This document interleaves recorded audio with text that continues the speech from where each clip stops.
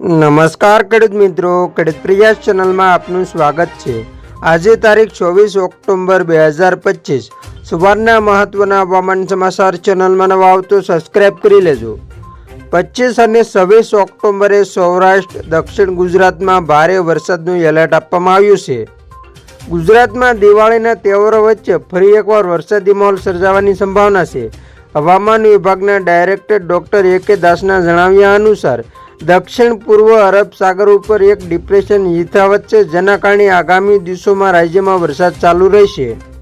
આજથી 29 ઓક્ટોબર સુધી ગુજરાત રાજ્યમાં હળવાથી મધ્યમ વરસાદ રહેવાની આગાહી છે, જ્યારે 25 અને 26 ઓક્ટોબરે ભારે વરસાદની શક્યતા વ્યક્ત કરવામાં આવી છે। 25 ઓક્ટોબરે સુરત, નવસારી, વલસાડ, દમણ, દાદરાનગર હવેલી, ડાંગ તેમજ સૌરાષ્ટ્રના અમરેલી, ભાવનગર, ગીર સોમનાથ અને દીવમાં ભારે વરસાદ થવાની સંભાવના છે।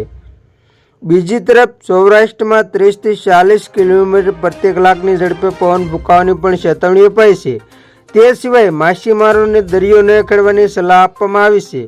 તાપમાનમાં પણ આગામી દિવસોમાં 2 થી 3 ડિગ્રીનો ઘટાડો થશે। 25 અને 26 ઓક્ટોબરના રોજ વાતાવરણ ખરાબ રહેવાના કારણે માછીમારોને દરિયો ન ખેડવાની ચેતવણી આપવામાં આવી છે। પવનની ગતિ 35 થી 45 કિલોમીટર પ્રતિ કલાક તથા ઝાપટા સાથે 55 કિલોમીટર પ્રતિ કલાક સુધી પહોંચવાની શક્યતા છે। હોટ વોર્નિંગ DC1 હજી પણ યથાવત છે। મહત્તમ તાપમાનમાં આગામી 2 દિવસ કોઈ મોટો ફેરફાર નહીં હોય, પરંતુ ત્યારબાદ 2 થી 3 ડિગ્રી ઘટાડો થશે।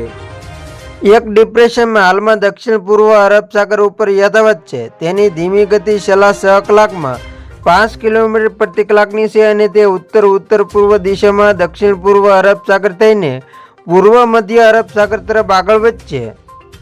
અમદાવાદમાં આજે આંશિક વાદળછાયું વાતાવરણ રહેશે અને મહત્તમ તાપમાન 36 ડિગ્રી અને ન્યૂનતમ તાપમાન 25 ડિગ્રી આસપાસ રહેવાની શક્યતા છે।